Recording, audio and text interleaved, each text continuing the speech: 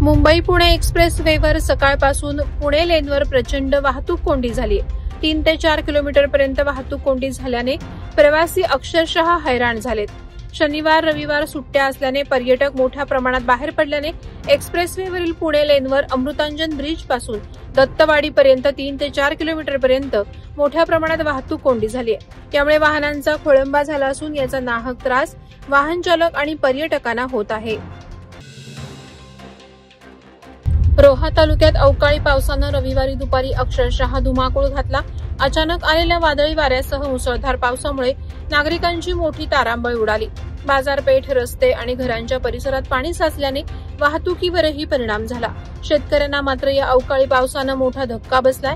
भात शेतीचं मोठं नुकसान झाल्याचं प्राथमिक अहवालात समोर आलंय. काही ठिकाणी विजांचा कडकडाट आणि वाऱ्यांच्या जोरामुळे भीतीचं वातावरण आहे. हवामान खात्यानं पुढील काही तासांसाठी हलक्या ते मध्यम पावसाचा इशारा दिल्याने नागरिकांना सतर्क राहण्याचं आवाहन करण्यात आलं आहे.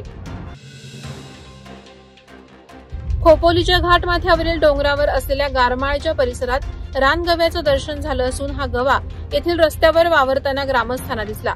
गारमाळ परिसरात घनदाट जंगल असून या जंगलात अनेक प्राणी आहेत. मात्र हा रानगवा अचानक या जंगलात आल्याने ग्रामस्थांमध्ये भीतीचं वातावरण पसरलंय.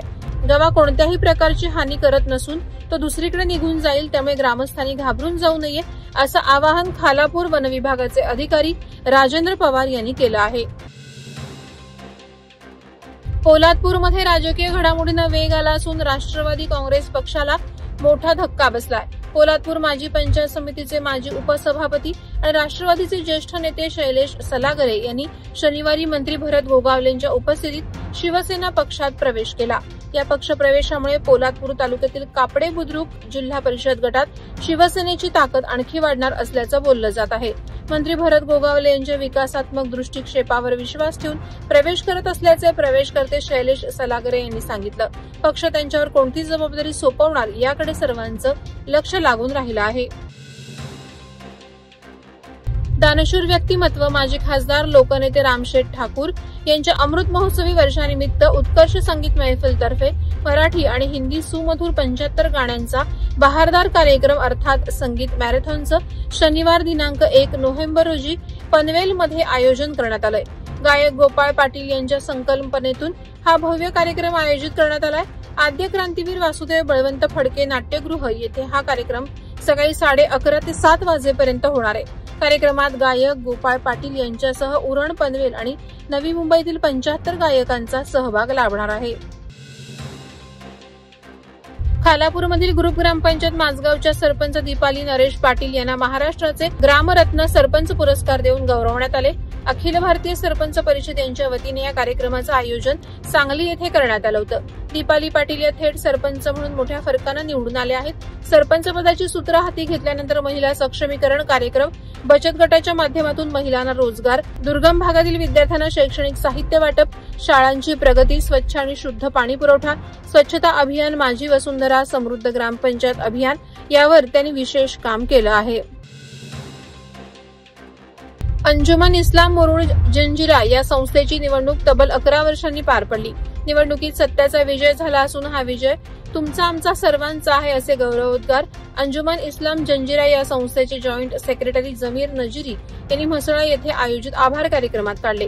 खासदार सुनील तटकरे, मुश्ताक अंतुले यांनी दिलेला पाठिंबा, त्यामुळे हे यश मिळाल्याने दोन्ही नेत्यांचे आभार यावेळी नवनिर्वाचित संस्था कमिटीकडून मानण्यात आले. यावेळी म्हसळा, श्रीवर्धन, मुरुड परिसरातील असंख्य मुस्लिम बांधव उपस्थित होते. आगामी स्वायत्त निवडणुकांच्या पार्श्वभूमीवर कार्यकर्त्यांचा उत्साह टिकवून ठेवणे आणि संघटनात्मक ताकद वाढवणे ही काळाची गरज आहे, असं प्रतिपादन शिवसेना आमदार महेंद्र दळवी यांनी पेण येथे झालेल्या शिवसेना कार्यकर्त्यांच्या आढावा बैठकीत केले. यावेळी कार्यकर्त्यांनी तालुक्यातील सर्व समाज आपल्या सोबत आहे, भाजप आणि राष्ट्रवादी निवडणुकीपुरते आपला वापर करतात, त्यामुळे पंचायत समिती आणि जिल्हा परिषदेच्या सर्व जागा स्वबळावर लढवण्याची तयारी कार्यकर्त्यांनी दर्शवली. यावेळी व्यासपीठावर पदाधिकारी, कार्यकर्ते मोठ्या संख्येनं उपस्थित होते. छत्रपती शिवाजी महाराजांचा विचार आणि कार्याने प्रभावित झालेल्या उरण शहरातील कामठा येथील चिंतामणी अपार्टमेंटच्या ग्राउंड फ्लोअरमध्ये चिंतामणी बाल युवक मंडळानं दिवाळी सणाचे औचित्य साधून कोकणातील परंपरा जपत माती आणि विविध साहित्याचा वापर करून शिवनेरी किल्ला बांधलाय. या मंडळाच्या बालगोपाळांनी हुबेहूब शिवनेरी किल्ल्याची प्रतिकृती साकारली आहे। या बालकांची या गड किल्ले सजावट आणि बांधणीच्या माध्यमातून श्री छत्रपती शिवाजी महाराजांचं कार्य आणि विचार याविषयी अत्यंत निष्ठा, प्रेम, आस्था दिसून आली। गेले 10 वर्ष मंडळाचे कार्यकर्ते गड किल्ले बांधत आहेत।